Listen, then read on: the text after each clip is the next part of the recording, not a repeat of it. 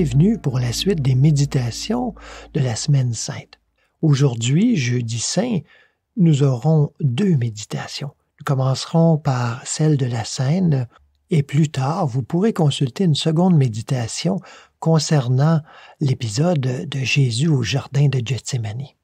Vous pouvez, comme pour les autres méditations, si vous le souhaitez, consulter les références de lecture biblique dans le descriptif du podcast. Après que le récit nous ait laissé entendre que Judas trahirait Yeshua, l'histoire continue et Yeshua demande aux disciples de préparer la Pâque. On peut juste partir d'où l'on est, et Yeshua le sait très bien. Donc, il enseigne à partir de la tradition que les disciples connaissent, c'est-à-dire cette tradition juive. Alors, tout va se dérouler selon les prophéties, selon ce qui est établi au niveau de la tradition juive. Et à partir de cette symbolique, Yeshua amène les disciples à s'éveiller à l'Éternel nouveau. Dans les évangiles de Matthieu, Marc et Luc, on voit ce récit se déployer de la même façon. Il y a la dernière scène, où il y a l'institution, comme on l'a entendu peut-être de façon traditionnelle, de l'Eucharistie, c'est-à-dire de ce partage du pain et du vin. Il y a une symbolique très profonde à cela. Par contre, dans l'évangile de Jean, on ne relate pas cet épisode, on parle du lavement des pieds. Vous allez voir que ces 2 épisodes, en fait, se ressemblent beaucoup. Mais dans celui de Jean, qui est l'évangile le plus mystique, il est drôlement plus complet, à mon avis. Alors, au cours de ce fameux repas, l'évangile de Marc nous dit « Le soir venu, il arrive avec les 12.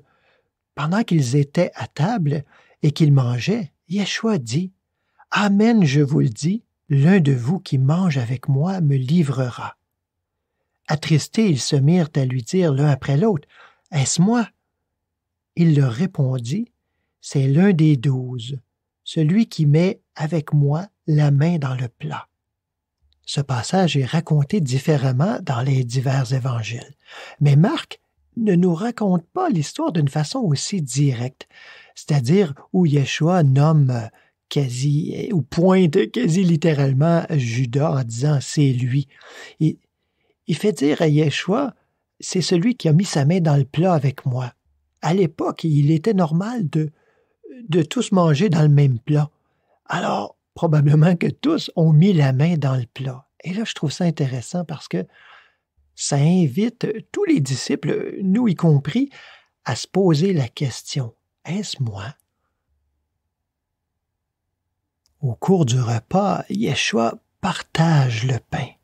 Le pain symbolise son enseignement qu'il a donné aux disciples, par ses paroles, par son exemple, par sa vie même, mais aussi et encore aujourd'hui, à travers tous ces enseignants qui ont accueilli l'Esprit et qui le laissent souffler librement.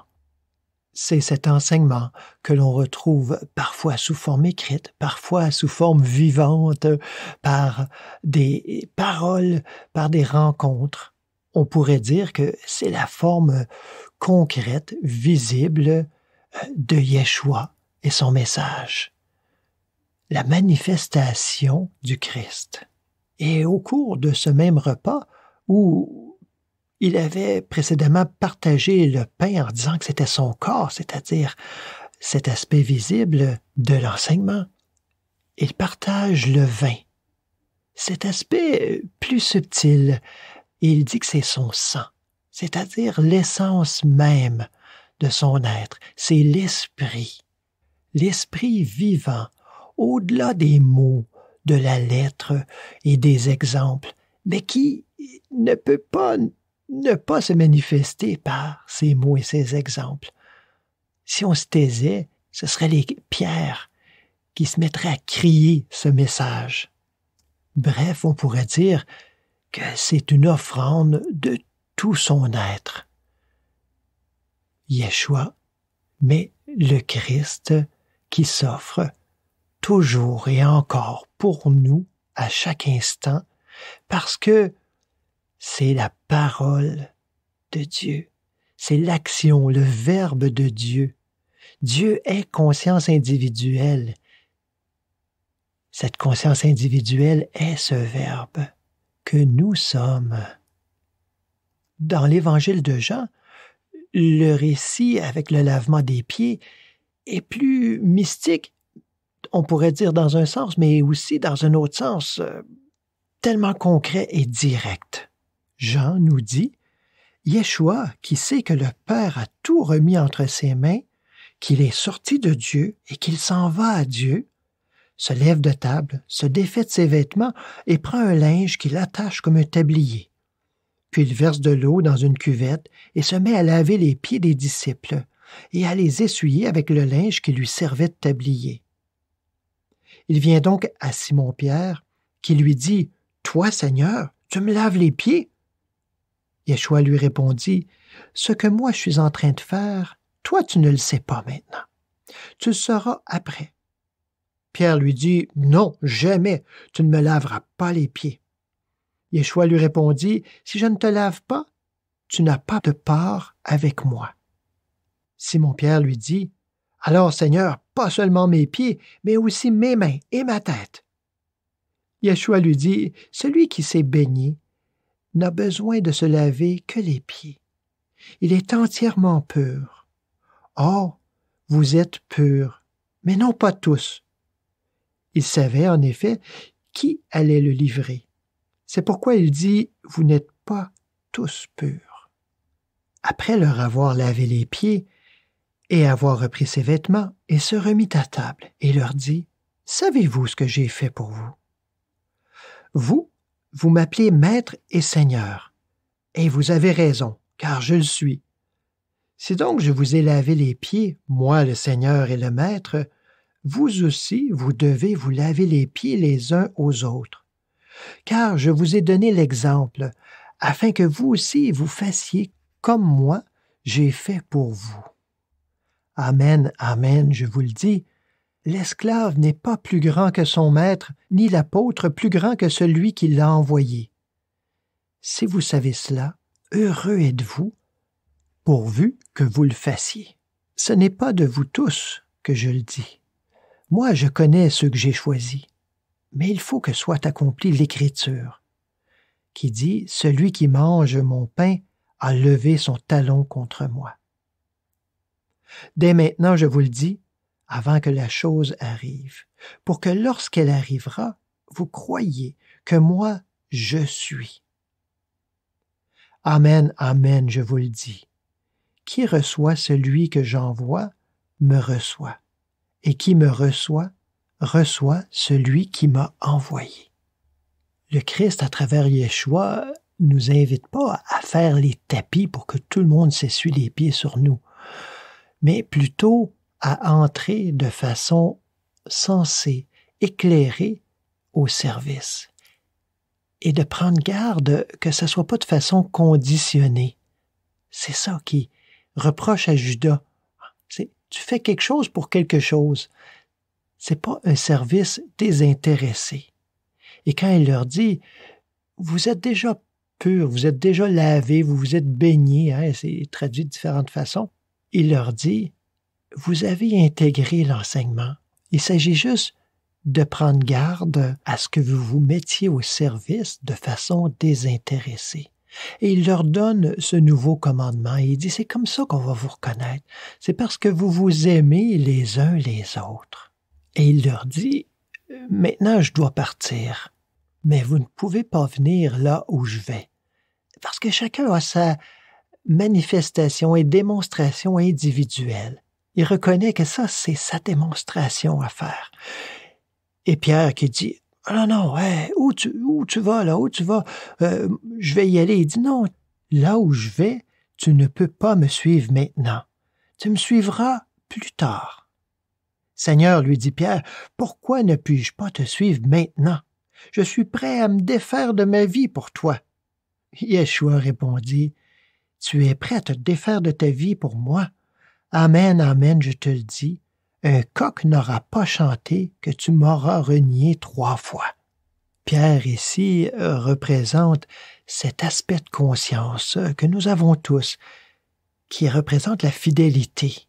Mais cette fidélité-là, elle doit être accompagnée de courage, pas de témérité, parce que on le voit à travers cette histoire, c'est que le courage va devoir devenir un réel courage qui va être au service de la communauté. Non pas de se lancer dans le tas de façon insensée, mais pour Pierre, ça va passer par tout un cheminement de fond qu'il va devoir réaliser lui-même en passant par toutes sortes d'étapes afin d'être ce roc, ce courageux qui va supporter pas seulement lui-même et ses proches, mais la communauté tout entière. Je vous invite maintenant à une méditation. Alors prenez une bonne position, le dos bien allongé dans sa courbure naturelle, sans rigidité. On relâche les tensions physiques, mentales, émotionnelles, pour simplement demeurer dans l'être. Parce que l'être que je suis va toujours chercher à se manifester si je ne me mets pas en travers.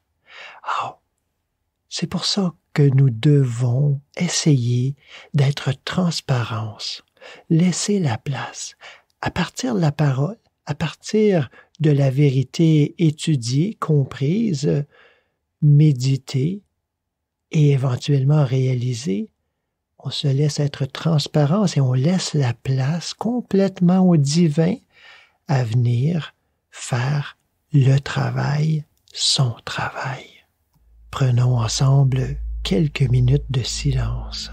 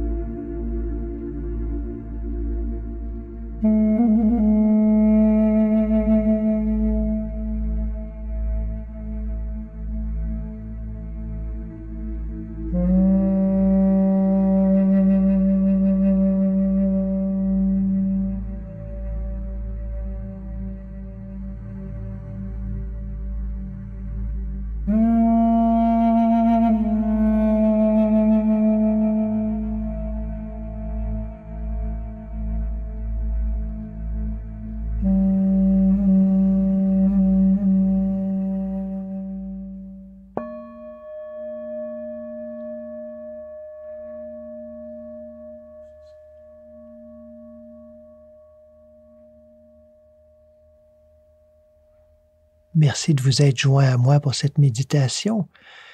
Pour ceux qui le souhaitent, on se retrouve plus tard au jardin de Gethsémani.